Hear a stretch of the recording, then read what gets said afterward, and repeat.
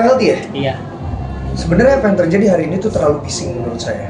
Saya juga sebenarnya salah satu yang menyumbang kebisingan ini di awal-awal gitu. Saya udah ngomongin ini dari tahun 2015 pada dasarnya tentang royalty performing rights. Saya udah ngomong banyak dari tahun 2015, semuanya tercatat di digital, di jejak digital. Tapi belakangan ini saya ketika banyak yang bersuara, saya malah jadi kayak ya udah nanti deh gitu, karena udah terlalu bising, terlalu ribut dan terlalu kubu-kubuan gitu. Termasuk saya juga kan sebenarnya ada di salah satu asosiasi ya gitu. Dan cuma belakangan ini saya lagi diem. Kenapa? Karena satu, terlalu bising, terlalu rumit, terlalu ribet, padahal sebenarnya permasalahannya mudah. Empati, etika, pengertian gitu.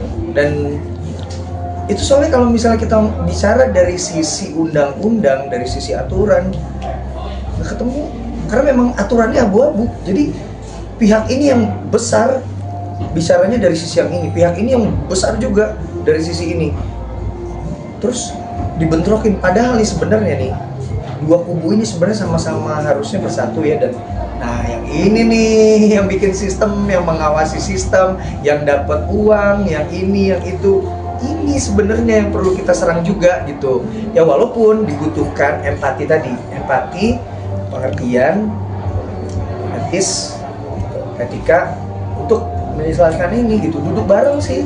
Jadi atau ya, kalau sekarang saya lagi fokus sama karya saya, sama hidup saya, sama percintaan kalau ada. Jadi itu aja.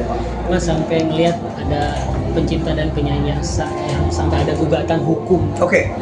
Itu mungkin. Sampai gugatan hukum ya. Kalau gugatan hukum menurut saya nih, gugatan hukum menurut saya itu adalah memang sebuah langkah yang bisa diambil.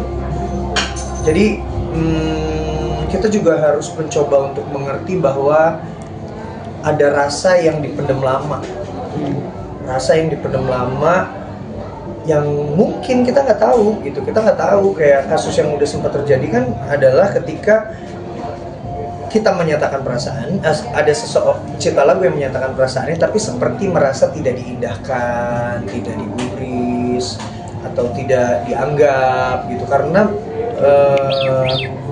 ada undang-undang gitu. Jadi akhirnya mereka mengambil langkah hukum.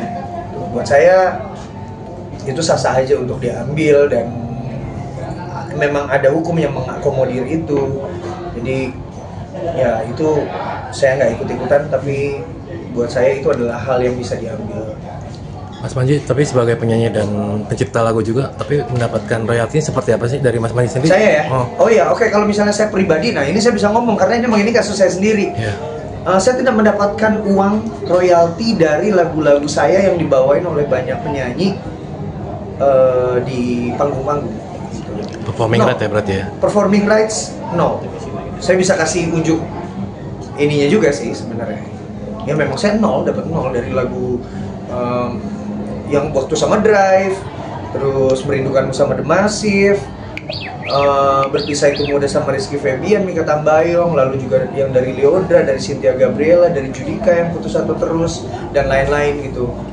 Saya bisa bilang bahwa memang saya dapat 0 rupiah gitu. Cuma karena kebetulan saya performer, saya penyanyi juga, jadi saya bisa bawain lagu-lagu itu di panggung dan saya bisa menghasilkan uang dari karya-karya saya itu yang saya bawain di panggung gitu. Permasalahannya nggak semua pencipta lagu adalah performer seperti saya. Itu jadi masalah. Berarti nggak terdaftar di LMK, Mas? Saya? Ya. Terdaftar. Oh, terdaftar. Tapi... Loh, kalau misalnya nggak terdaftar di LMK, gimana caranya saya bisa punya laporan? Laporan untuk live performance itu, performing rights itu 0 rupiah. Lumayan tuh, Mas Piu, 100.000. Saya 0.